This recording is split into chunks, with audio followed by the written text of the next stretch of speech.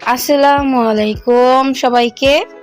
কাছে এবং দূরে, দেশ এবং দেশের বাহিরে যে যেখান থেকে আমার ব্লগ ভিডিওটি দেখছেন, আশা করি সবাই ভালো আছেন।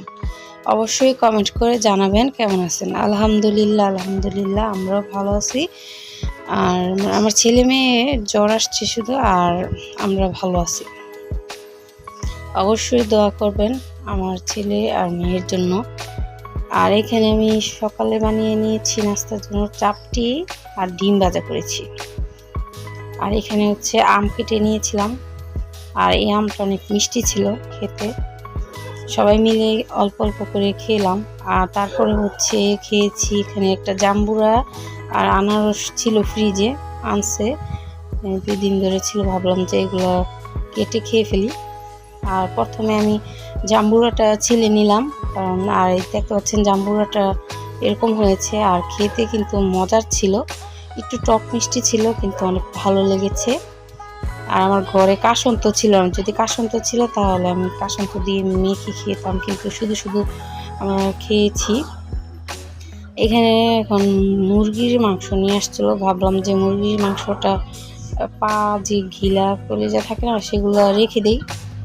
আর এখানে আমি রান্না করবো আজকে হচ্ছে মাছ রান্না করব। কি রান্না করি সেটাও আপনাদের মাঝে শেয়ার করবো, আশা করি দেখবেন ভিডিওটা। দেখলাম যে ফ্রিজে শুধু এই তেলাপিয়া মাছ, কাসকি মাছ তো মলা মাছ, আর হচ্ছে পাঙ্কাশ মাছ, এগুলোই ছিল। কয়েক পদের 4 পদের ছিল। পরে ভাবলাম যে এগুলো খেতে তার ভালো লাগে না, তারপরেও তো খেতে হবে বলেন। আর এখানে আমার জন্য একটা টক দই নিয়ে আসছিল। টক দইটা খেতে কিন্তু আমার অনেক ভালো লাগে, এই জন্য আমার হাজব্যান্ডকে বলছি যে টক দই নিয়ে এসো। আর এই টক দইগুলা খেতে আসলে অসম্ভব মজা, আলহামদুলিল্লাহ অনেক মজা। যারা খেয়েছেন তারা তো জানেন। আর এখন আপনাদের মাঝেও শেয়ার করে ফেললাম। এখন হচ্ছে একটু বাটিতে নিয়ে খাবো। লাচ্ছি বানিয়েও আপনারা খেতে পারেন, আমি শুধু শুধু খেতে আমার অনেক ভালো লাগে। আর আমি হচ্ছে কি রান্না করলাম সেটাও আপনাদের মাঝে শেয়ার করবো। এখন আমি হচ্ছে লাউ ডাল রান্না করেছি।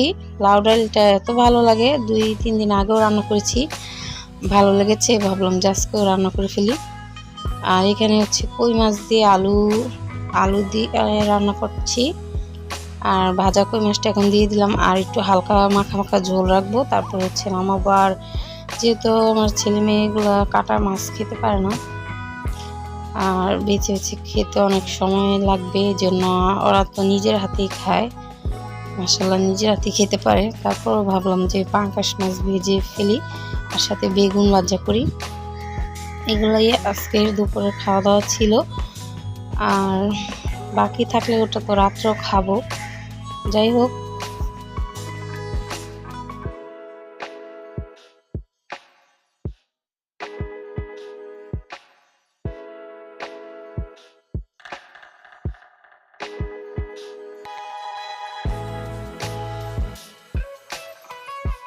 যেহেতু রাইস কুকারটা কিনে নিয়ে আসছি, ভাবলাম যে আজকে রাইস কুকারে ভাতটা রান্না করে ফেলি।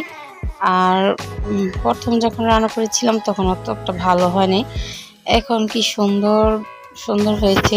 রাইসটা দেখতে পাচ্ছেন একদম ঝরঝরা, একটার সাথে একটা লেগে নাই, আর ভালো হয়েছে, পারফেক্ট হয়েছে। এখন থেকে আমি রান্না করতে পারবো পারফেক্টভাবে। আর আমার হাজব্যান্ড হচ্ছে এই যে ঢাপ নিয়ে আসছে। যেহেতু আমার ছেলে মেয়ে অসুস্থ, আমরা সবাই বেশি এরকম অসুস্থ, ভাবলাম বলতেছে যে ডাব নিয়ে আসি। আর আমাদের তো দাও না, এই জন্য আর কি বটি দিয়ে কাটবে, বটিটা সাইডে রেখেছে। দেখেন আমার মেয়ের কি পরিমাণ জ্বর ঠান্ডা লেগে আছে, চেহারা দেখেই বোঝা যাচ্ছে। ছেলে মেয়ের জন্য অবশ্যই দয়া করবেন। আর এই এতটুক একটা ডাব, এতটুক বলতে না, মোটামুটি আছে বড়ই 150 টাকা, একটা পিসই 150 টাকা করে, কি পরিমাণ দাম। যাই হোক, আমার হাজব্যান্ড ওদিক দিয়ে হচ্ছে নিচে বসে বসে কাটতেছিল।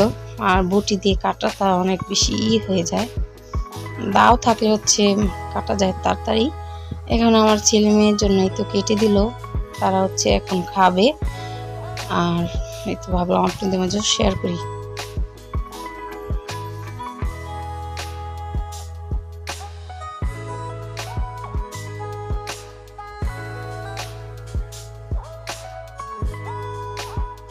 এই তো এখন আমার ছেলেও খাচ্ছে আর ওষুধও খাওয়াবো ওদেরকে। ওই পুরোপুরি শেয়ার করিনি আজকের ভিডিওটা, মোটামুটি মানে অত বড়ও না হয়েছে। আর ভিতরে শ্বাস ছিল, আমি বলছিলাম যে শ্বাসের সাথে নিয়ে আসতে, আর এই শ্বাস থাকলে আমার থেকে অনেক ভালো লাগে খেতে। আমার তো এই শ্বাসগুলো অনেক ভালো লাগে। কে কে পছন্দ করেন অবশ্যই জানাবেন।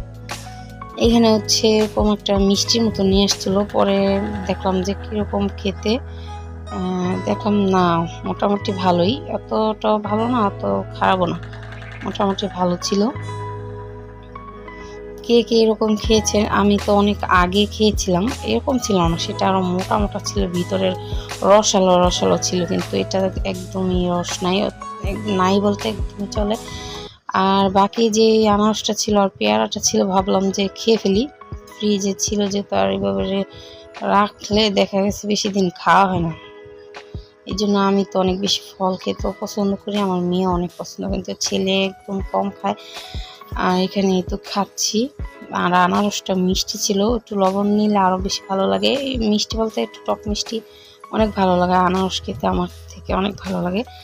যাই হোক, এখানে ভাবলাম যে এখন কি করা যায় নাস্তা, পরে দেখলাম যে পপকর্ন আছে ঘরে, এই জন্য আর কি এখন হচ্ছে পপকর্নটা ভেজে দিব।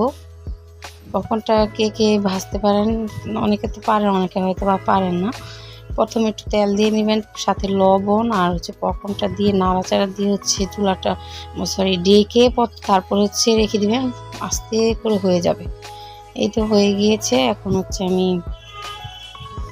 এখন এই তো ঢেলে নিলাম। প্রায় সন্ধ্যা হচ্ছে আর কি, দিনটা এখন তো বড় এই জন্য। যাই হোক, তারপর অলরেডি সন্ধ্যা হয়ে গিয়েছে, আবার তো খিদে লেগে গিয়েছে। আমার ছেলে মেয়ে হচ্ছে একটু বাইরে গিয়েছিল, আর এটা হচ্ছে আমি চিপস বেজে নিচ্ছিলাম। চিপসটা কিন্তু অনেক মজার।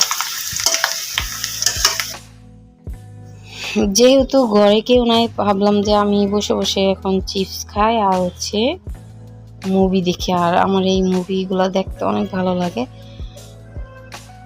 কে কে এরকম মুভি দেখেন অবশ্যই জানাবেন। আর যেহেতু আমার ছেলে মেয়ে নাই, ওরা বাহিরে গিয়েছিল, আসছে, আসার পর ভাবলাম যে ওদেরকে একটু ভেজে দেই চিপস। ওরা হচ্ছে বাইরে থেকে অনেক কিছু টুকিটাকি খেয়ে আসছে, তারপর আর কি দিলাম। আর এখন ওরা হচ্ছে এখন মানে চিপস খাবে আর ভাত খেতেই চায় না, যেহেতু জ্বর না, জ্বরে কোনো কিছু খেতে চাচ্ছে না। যাই হোক, বেশি বেশি দোয়া করবেন। আর সিজনটা এরকম, সব বাচ্চা কাচ্চারই জ্বর আসে। আর এখানে ওষুধও নিয়ে আসছে, অলরেডি ওষুধ না পায় একটা খাওয়ানো হয়ে গিয়েছে। আর এখানে ঠান্ডা ওষুধ, ঠান্ডা প্রচুর ঠান্ডা।